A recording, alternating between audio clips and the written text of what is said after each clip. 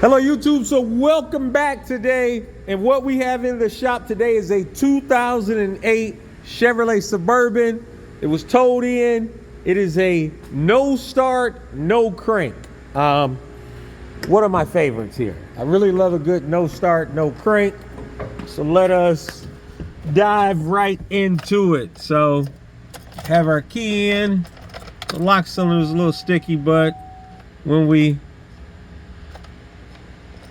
turn the key, we get absolutely nothing.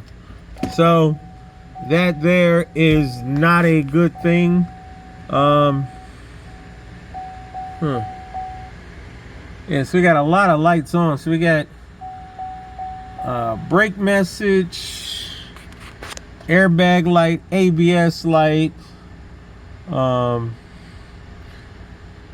voltmeter is working, but I doubt if this car is probably all the way out of gas, so because the needle is a little bit below empty, so that there is not a good thing there.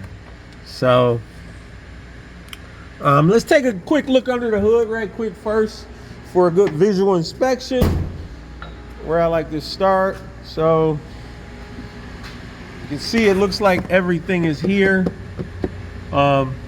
We did pop our fuse box cover off earlier just to make it easier to get off on camera, and the fuse box looks nice and dirty how I would like to see it. It doesn't look like anyone has been disturbing that.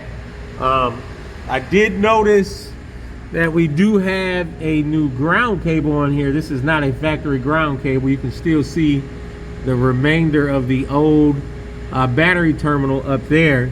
So that ground cable has been replaced.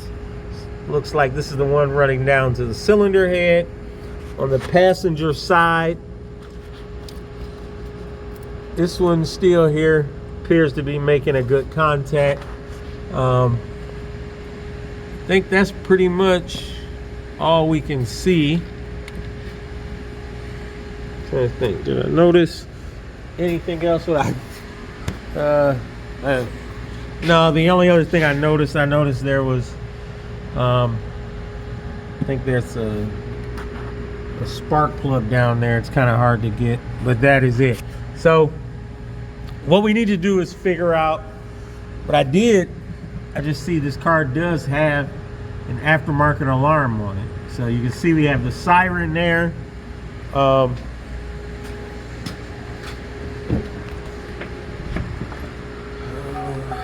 So let's see if we have any codes. Today we're going to use our Triton D8. So let us plug this thing in and get it going. So this is very interesting. So we tried to do an auto ID with our scanner and it's not recognizing. It says not supported, but we know that this being a 2008 Chevrolet Suburban, it is supported for my Snap-on scanner. So that lets us know that we're getting some type of communication issue where I believe this thing should be pulling the VIN out of the BCM to recognize the VIN, or possibly the ECM. But we definitely have some kind of communication issues going on, because we have all these lights on, plus we are not able to just automatically recognize the VIN. So let me manually enter the vehicle type, and let's try to talk to the engine control module and the BCM and see what we have. So let us check the engine control module for codes. Display codes. And we are not communicating with the engine control module. So let's back out and let's see, can we talk to our BCM?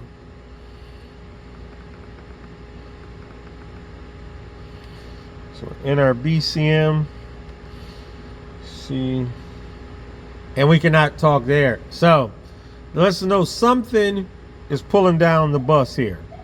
So I'm going to take a look and see how this alarm is hooked up, and then we will go from there. Okay, so some of you may be questioning, why am I automatically going to look at this alarm? Because I know something is pulling down the CAN communication line. I'm pretty certain of that. And I know most of the time when that happens, it is due to some type of aftermarket component installed or a power or ground issue. So I just want to take a look and see how this thing is installed. So we just got a power tap here going to something. I'm gonna pull this cover off here. I don't really think we got a power ground issue going to both modules failing, but I just want to take a look and see how. Wait, let me see. Can I communicate with the EBCM, the electronic brake control module? Hold on, let me check that. Yeah, so we're gonna back out and see can we communicate with the anti-lock brake control module. So we unplugged our scanner there. So our OBD2 port is getting power and ground because we're lighting up. So let's see, can we communicate with that?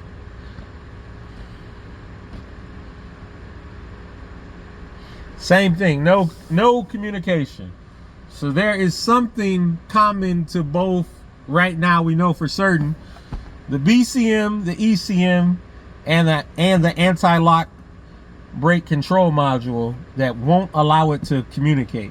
I doubt if all three of those share the same power, but let's kind of quickly check our fuse box. So I have a relay tester here, and what I want to do is I just want to pull our start relay out and see will it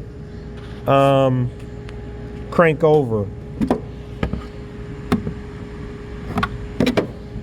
So this is our starter relay. So we'll put our tester in the off position and flick it to on. And the engine does crank over. So we are getting a signal out for crank from our fuse box. We're just most likely not getting it in.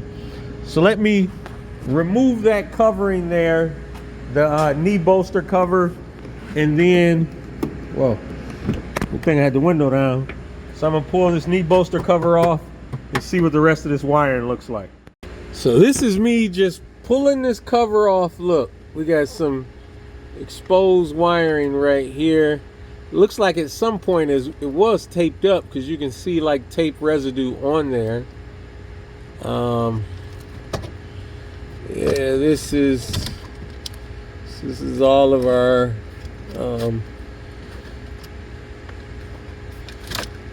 our security system they got in this thing. It's just all taped up, just taped up. See, maybe if moving it around, it may have fixed something because it's not getting a good connection. So I mean, look, this is not a quality job here, but it looks like somebody has been in here because all this tape here is disturbed. So this is our power wire here, so they're pulling power from there. I want to check all these fuses to make sure no fuse is blown, because where they're pulling power from, something could have arced out and caused to pop a fuse. So let me check that out. So I think I may have allowed myself to get sidetracked by seeing that alarm. I want to take a look at the powers and grounds, because we know someone was back there working on that ground and they may not have made a good connection. So the one I want to check first is, so this is the ground below the power steering pump. I believe it is fine because our starter relay runs off of that ground. And like I said, we were able to trigger our starter relay to crank with our relay tester.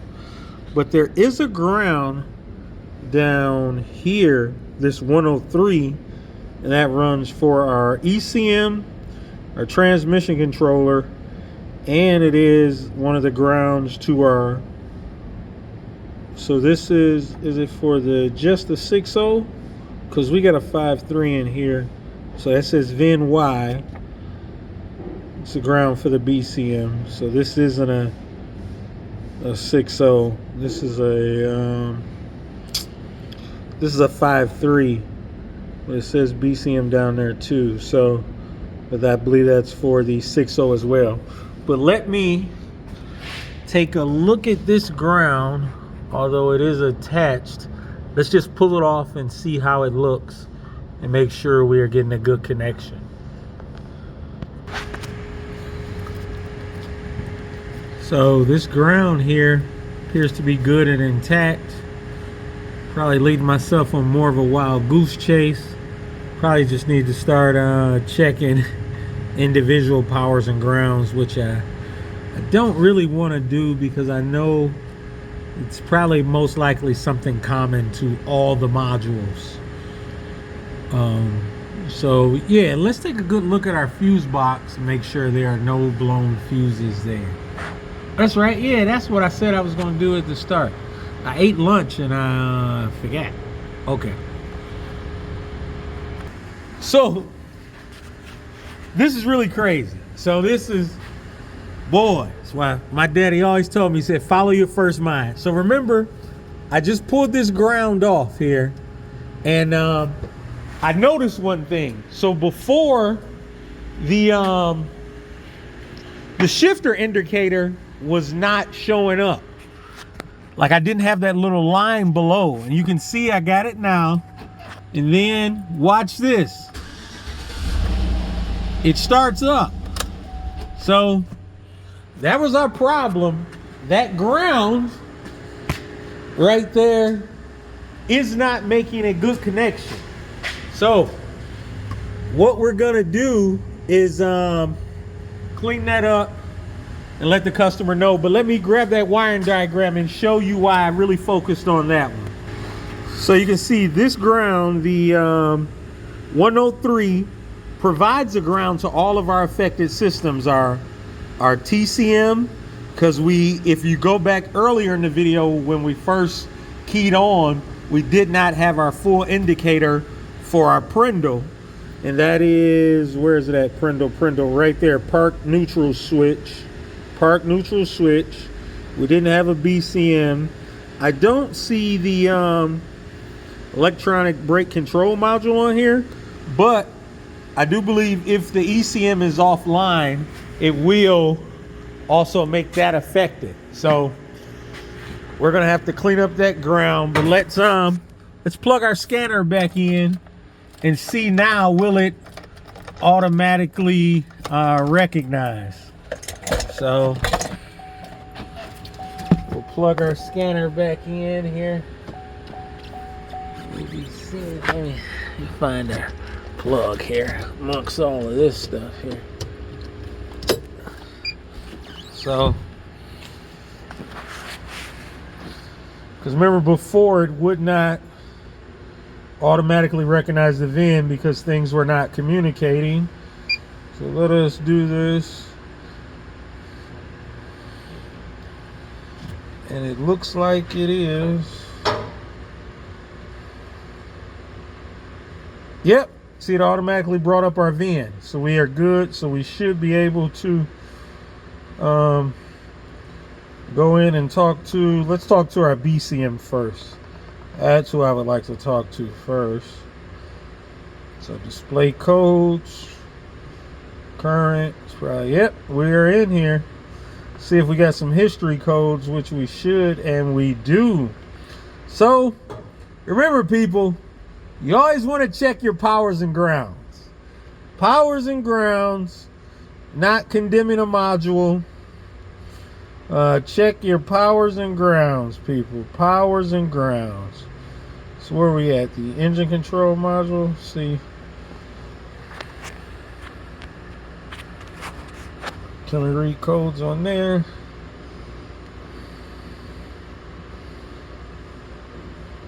update on our Suburban. The owner has agreed to fix the ground cables. So we got ourselves a new ground cable. This is a part number 4. Dealer just dropped that off. So we did raise the vehicle up, and I checked that ground underneath. It was good. And we checked the ground in the rear. It was good. So we're just going to replace this cable here with the factory cable, and then fix that ground wire there. So let us go ahead and get this thing done and get it wrapped up and out of here. So our ground cable ends down there on the frame. It's kind of hard to focus, but that is where the end of it is. And now I will let the car down, the truck down, and you'll see where else it snakes. So you can see we got it hooked up at our battery. We have our new battery sensor on, and we have that clipped to the battery box as it should go. Now our new end will mount here on that stud, but we need to fix this. And then you can see this is our cable here. We got it secured to our AC line. It's running down here. Now we need to clip it onto here. Let me pause and we'll clip that. So you can see we've got our cable clipped up there. It's all nice and secure. So I need to do this fix right here, and then we will make our final connection and start the vehicle right up for you. So we have made a good mechanical connection here, crimped it on. We're gonna heat this adhesive line heat shrink on, and then put our air cleaner back on and our engine cover, and then come out here, bolt on our ground, then hook up our battery cable and go right inside and start it up so everyone can see it in real time with no edits. Okay, so let us hook this up here. So we'll get our ground.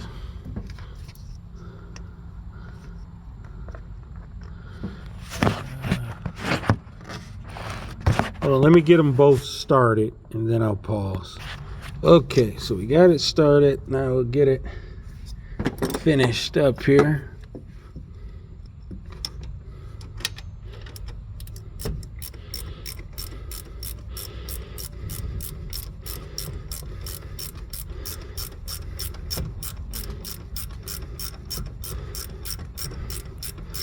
So once this connection is made, all we have to do is connect our battery, and then, you gotta not drop your wrench. Oh boy. So we will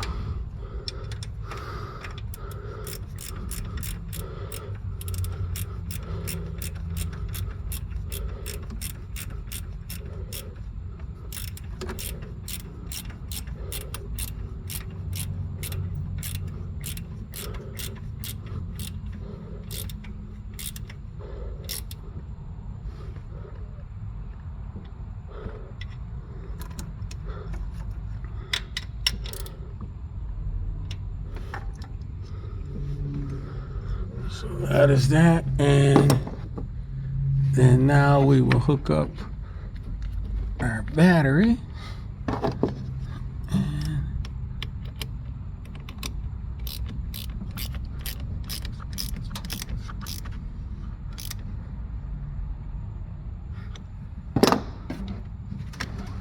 So that is that.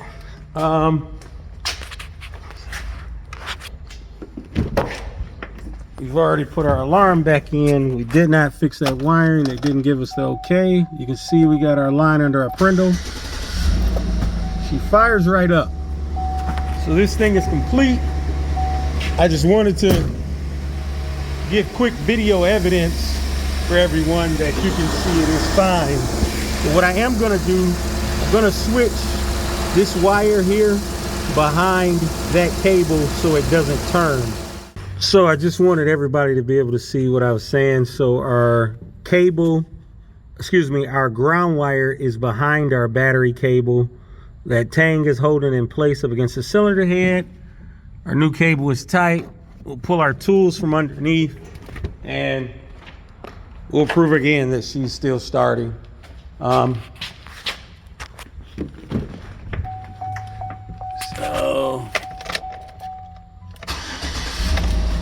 So this one is all fixed. Thank you to everyone for following along. White One Auto out.